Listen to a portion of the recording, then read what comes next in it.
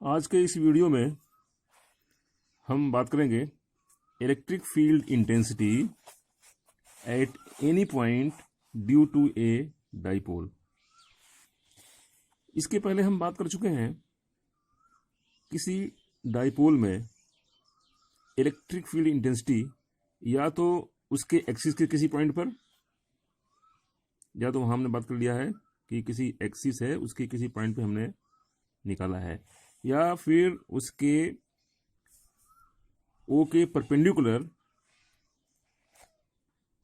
जो लाइन होती है इक्वेटोरियल इसको बोलते हैं, हमने उस पर निकाला है। आज हम निकालेंगे इन दोनों से अलग किसी भी पॉइंट पर इलेक्ट्रिक फील्ड इंटेंसिटी क्या होगी। तो हमने मान लिया यहाँ पे एक डाइपोल है -q + q, इसका सेंटर O है और इससे r डिस्टेंस पे एक पॉइंट K है जो कि पॉइंट O से θ डिग्री एंगल बनाता है। तो इस पॉइंट K पे हमको निकालना है इलेक्ट्रिक फील्ड इंटेंसिटी। तो हमने क्या किया है कि हम जानते हैं कि इसकी जो डायरेक्शन होती है -q से +q की तरफ। मान लिया इसका जो डाइपोल मोमेंट है वो P है। हम जानते हैं कि इसकी डायरेक्शन -q से +q की तरफ है। अब हम इस डाइपोल मोमेंट P को हम OK जो लाइन है उसमें और उस डायरेक्शन में और इसके परपेंडिकुलर डायरेक्शन में हम इसको रिजॉल्व करेंगे। तो OK डायरेक्शन की साइड में इसका जो आएगा P cos थीटा और इसके परपेंडिकुलर आएगा रिजॉल्व करने पर P sin theta. P cos theta इधर, P sin थीटा इधर। तो अब हम इसकी इलेक्ट्रिक फील्ड इंटेंसिटी निकालेंगे P cos थीटा की वजह से हमने मान लिया E1 और P sin थीटा की वजह से हमने मान लिया इसको E2। इस तरह से हम E1 और E2 निकालेंगे और इन E1 और E2 का हम निकालेंगे दोनों का रिजल्टेंट क्या है, मान लिया दैट इज E। तो बस शुरू करते हैं। पहले हम रिजॉल्व करें तो E1 क्या है? E1 is electric field intensity. हम पहले निकालते हैं E1। E1 क्या है? E1 is equal to electric field intensity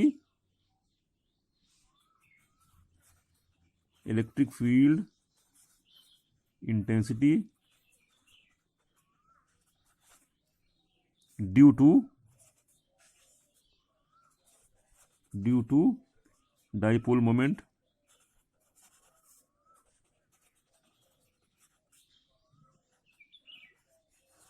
P cos theta.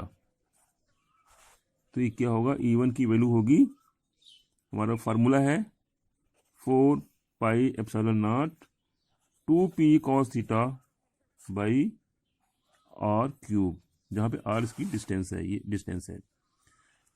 तो ये होगा हमारा E1, ये E1 इस डायरेक्शन में। अब इसके परपेंडिकुलर डायरेक्शन में हम E2 निकालते हैं। बस उसमें भी हम इसको रखें formula, electric field intensity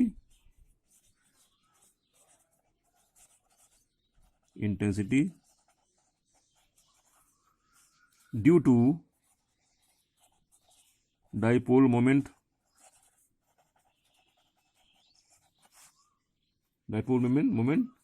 P sin theta. E2 कितना हुआ? Just use formula 4πε0 P sin theta by r³। ठीक है। तो E2 क्या है? E2 की डायरेक्शन क्या है? इसके परपेंडिकुलर, जो OK लाइन है उसके परपेंडिकुलर है। तो इसको हम लिख सकते हैं, E1 क्या है? एक्सियल, OK की एक्सियल लाइन में है, वी कैन राइट डाउन। ठीक है, अब आगे बढ़ते हैं। अब हम क्या निकालेंगे, दोनों का रिजल्टेंट। रिजल्टेंट इलेक्ट्रिक फील्ड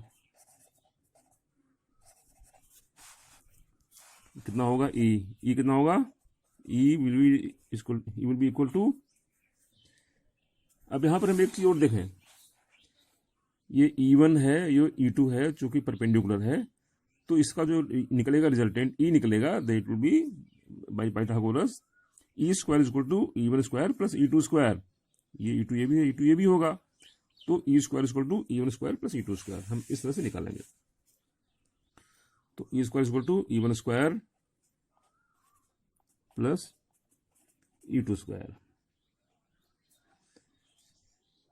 तो इससे निकलेगा, तो इसकी वैल्यू निकाल देते हैं। वैल्यू इसको पुटअप करिए, 1/4 पाई एप्सिलॉन नॉट, वही वैल्यू है जो हमने अभी निकाला था अभी, 2p cos theta by are cube, इसका square plus 1/4 pi epsilon naught p sine theta by are cube का होल स्क्वायर। अब इसी को सॉल्व कर लेते हैं। अब इसमें कितना होगा, यहां पे ई निकाल लेते हैं सीधे सीधे डायरेक्ट। तो यहाँ पे क्या होगा, इसका स्क्वायर होगा, इसका स्क्वायर होगा, और ये कॉमन भी होगा, तो यहाँ पे आ जाएगा 1/4 पाई एप्सिलॉन नॉट। और यहाँ देखिए ये पी का स्क्वायर होगा, इधर भी, तो यहाँ पे आ जाएगा P, same will be with R cube. अब ब्रैकेट में क्या बचेगा, 2 2 जा 4 कॉस स्क्वायर थीटा प्लस यहाँ पर साइन बचेगा, साइन स्क्वायर थीटा, दोनों का पावर होगा इसका 1/2, क्योंकि यहाँ पे अंडर रूट होगा, यहाँ पे ई हमने सीधे सीधे ई निकाला डायरेक्ट। चाहे तो इसमें एक लाइन बीच में और लिख सकते हैं। अच्छा, अब इसमें हमने क्या किया, हमने यहां से हमने एक cos स्क्वायर थीटा इधर लिया और साइन स्क्वायर थीटा, इसको 1 हो गया, तो यहाँ बचेगा क्या, 3 स्क्वायर थीटा प्लस 1। तो this will be equal to E is equal to 1/4 pi epsilon naught p by are cube, और ये under root 3 cos square theta plus 1। ये कैसे आ गया, यहाँ पे cos स्क्वायर थीटा लिया हमने यहाँ से, तो ये इधर आ गया 1 आ गया, यहाँ पे बचा कितना, 3 cos स्क्वायर थीटा। तो so this is the required derivation. अब इसके बाद में हम केवल इसकी एनालिसिस करेंगे। उसके पहले हम इसका जो है एंगल निकाल लें, एंगल ये वाला इसके बीच में, ये अल्फा एंगल हमने माना हुआ है, हम पे angle between E and E1, इसके बीच में एंगल निकाल लें। So if alpha is the angle between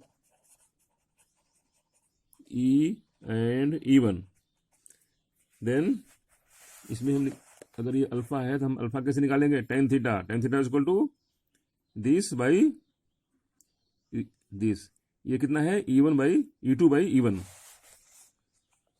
तो tan अल्फा बराबर E2 बाई E1। बस इसकी वैल्यू पुटअप करते हैं दोनों की, इज इक्वल टू कितना होगा, 1/4 pi epsilon naught p sine theta by are cube into, इसको हम उलट दें, 4 pi epsilon naught R cube by 2p cos theta. तो इसको हमने सॉल्व किया तो आ गया tan alpha is equal to 1/2 tan theta, ये आ गया रिलेशनशिप। तो इस तरह से ये डेरिवेशन जो है हमारा ये कंप्लीट हो गया। अब करनी है केवल इसकी एनालिसिस, जो भी बहुत इंपॉर्टेंट है कि इसका इन दोनों का मतलब क्या है। मतलब निकालने के लिए सीधे समझिए कि यहाँ पे हमने थीटा की वैल्यू, एक बार हमने जीरो लिखा और एक बार क्या लिखा, 90। यहाँ देखिए, अब हम टेस्ट करेंगे, अगर थीटा की वैल्यू अभी हमने 0 कर दिया तो ये चीज आ जाएगी, एक्सियल हो जाएगी। अब अगर थीटा की वैल्यू को 90 किया, then that will be in perpendicular direction, equatorial हो जाएगी। तो देखिए देखें कि फार्मूला इन वो दोनों जो है हमने पहले किया हुआ है, इसके पहले एक्सियल का और इक्वेटोरियल का, वो आ रहा नहीं आ रहा है। तो इसके लिए हम क्या करेंगे, थीटा की वैल्यू हम एक बार रखेंगे 0 और एक बार 90। तो हमारे दो स्पेशल केसेस बनते हैं।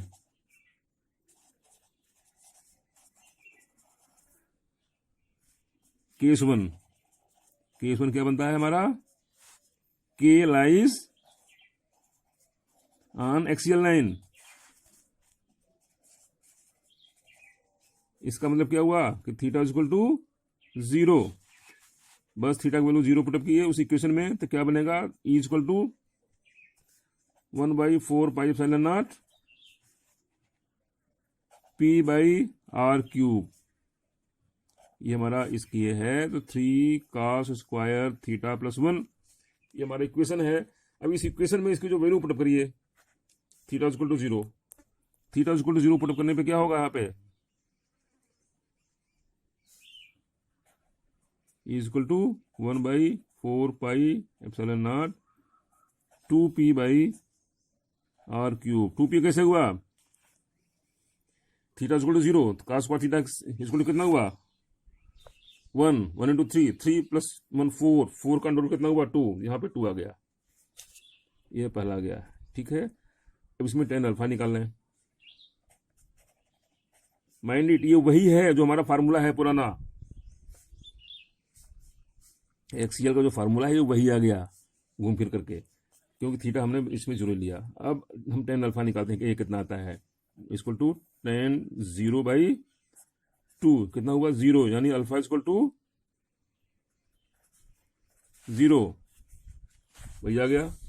अब दूसरा देखते हैं केस टू में हमें क्या देखना है कि K lies on equatorial line, K lies on equatorial line.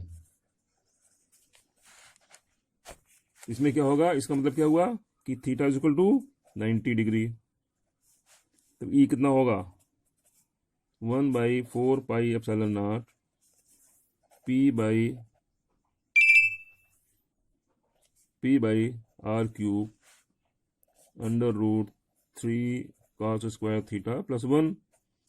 ऐसे थीटा इक्वल टू 90 रखे हैं, कितना हो गया, E 1/4 pi epsilon naught P by are cube. क्यों, यहाँ पर ये हो जाएगा 0, तो ये आ गया हमारा इज इक्वल टू इतना आ गया। ये भी हमारी मैच कर गई, यही हमारा फार्मूला है इक्वेटोरियल लाइन वाला फार्मूला। अब देखें tan अल्फा कितना आता है, tan alpha is equal to tan 90 by tan 90 by 2। tan 90 कितना होता है, इन्फिनिटी, तो इसकी वैल्यू आ जाएगी इन्फिनिटी। तो अल्फा कितना हो गया, tan इनवर्स इन्फिनिटी, यानी अल्फा इक्वल टू आ गया 90। ये प्रूफ हो गया। तो यहाँ पर हमने ये देखा कि हमने निकाला जनरल फार्मूला। सबसे पहले हमने इसमें डेरिवेशन किया था, हमने एक एक्सियल लाइन वाला और दूसरा हमने लिया था इक्वेटोरियल लाइन का। उसके बाद में हमने निकाला एक जनरल, जिसमें कि कोई भी किसी पॉइंट के पर निकाला, तो फार्मूला हमारा निकला। और जो डेरिवेशन हमने किया इस वाले में, इसमें हमने थीटा की हमने वैल्यू रखी, तो हमारा दोनों आ गया। इस तरह से इस डेरिवेशन में हमने एक जनरल इक्वेशन निकाला, और उसमें फिर हमने देखा कि ये एक्सियल लाइन का और इक्वेटोरियल का दोनों इसमें प्रूफ हो रहा है। तो आज का वीडियो बस इतना ही। तो इस हमारे जो 3 डेरिवेशन है, ये तीनों बहुत इंपॉर्टेंट है, तो आज तीसरा भी आज हो गया।